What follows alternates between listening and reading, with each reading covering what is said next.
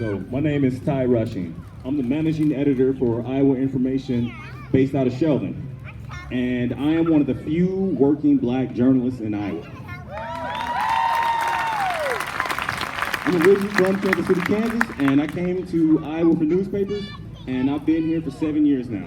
And so, let me get started. I can't remember the first time I experienced racism. Sadly, in fact, I've experienced so many racist moments in my 33 years of living as a black man that I've actually forgotten about some, including the time a group of young white men drove by my middle school football practice and called us a bunch of niggers. The only reason I remember that is because a friend of mine who also was on the team reminded me of it recently. I remember not being able to get multiple jobs, including one as a storeroom stocker in a department store because I had braids. I also remember a city councilman complaining to my bosses that I wore stocking caps to meeting, even though I was dressed up, and despite it being in the middle of winter in Northwest Iowa. The cherry on top of that was another councilman who worked construction, came to meetings straight from job sites in dirty hoodies and jeans with messy hair, and not a peep was said about it. I'm a journalist by trade, which is how I came to be in Iowa. And I remember the first time I got an email calling me a nigger. December 31, 2017, in case you were wondering. While instances of casual and hardcore racism slip through my mind, the moments when police officers have drawn weapons on me or pulled me over for frivolous reasons remain vivid. And this isn't an indictment on all cops, nor am I saying I haven't ever deserved to be pulled over, because Lord knows that would be a lie. The scariest incident for me occurred in 2008. I had those aforementioned braids, and my piece of junk car started acting up when I was in downtown Kansas City, Missouri, after dropping a friend off at the bus station. My tire rod was going bad, something I found out days later when it snapped in the middle of campus on my first day of class at UMKC. And I pulled over to check out what was wrong. I had my flashers on, and a KCPD officer pulled up behind me, and I tried to wave him off, thinking he was there to help.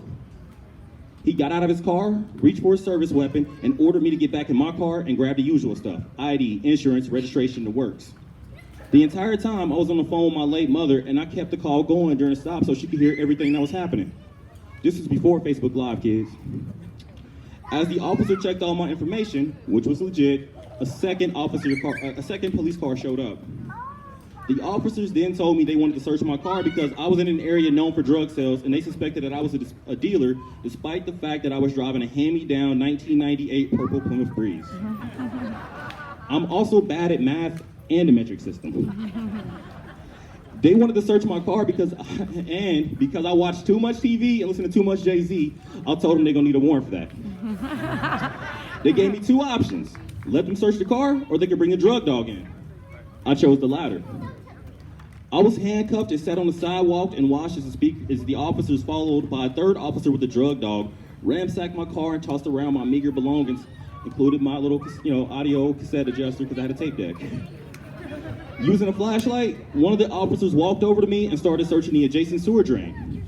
After they found nothing, one of the officers told me, "I'm going to call you Houdini next time I see you because I don't know how you made those rocks disappear."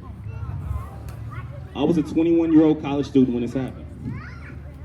Just about every black man has a story like this, or in the case of George Floyd, Alton Sterling, Philando Castile, Mike Brown, and countless more, it ends far worse than snarky remarks and store risks, which is why we are here today.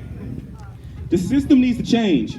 We need reform, we need accountability, and most of all, black and brown people need true allies to help put a stop to racism, racial profiling, and police brutality.